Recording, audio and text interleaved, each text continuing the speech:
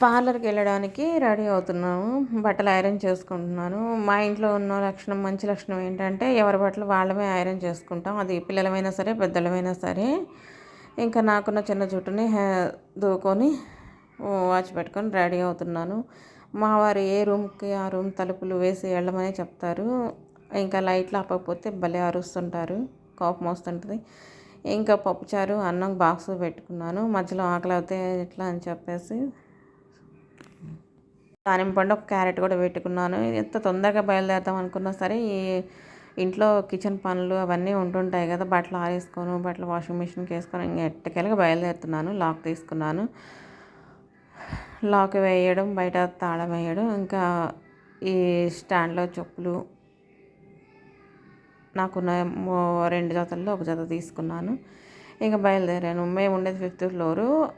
పైనుంచి కింద నుంచి రావడానికి టైం పడుతుంది. అది చాలాసేపు పట్టింది. 2, 3 సార్లు లోపల నుంచి బయటికి మూడో ఫ్లోర్కి వచ్చి మళ్ళీ కిందకి వెళ్ళడం అలా జరిగింది. ఇంక ఎట్టకేలకే వచ్చేసింది లిఫ్ట్. బయలుదేరాను.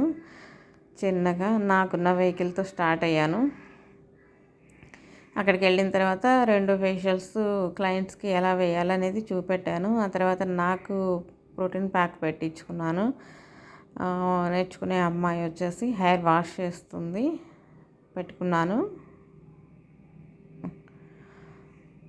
హెయిర్ వాష్ చేసిన తర్వాత లైట్గా లోడర్ వేయించుకొని తర్వాత ఒక క్లయింట్ వస్తే తన మీద ఈ నేర్చుకునే పిల్లలకి back neck parts, up sides, lips ఇవన్నీ liftings, circular motions and blood circulations అంటే క్రీమ్స్, ఎన్ని రకాల క్రీమ్స్ ఇవన్నీ కూడా వివరంగా బ్యాక్ నెక్ పార్ట్ ఎలా చేయాలి, ఫ్రంట్ నెక్, బ్యాక్ నెక్, నలుపు ఉన్నప్పుడు ఎలా చేయాలి, నలుపు లేనప్పుడు ఎలా చేయాలి, రౌండ్ షేప్లో సర్క్యులర్ మోషన్లో చేయాలని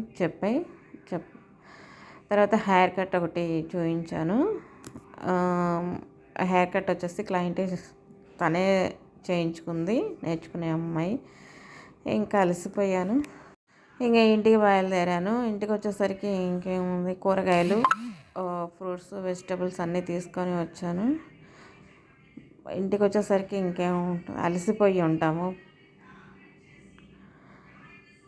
బండి లాక్ అక్కడ పెట్టేసి స్నానం చేసి ఫ్రెష్గా పడుకున్నాం.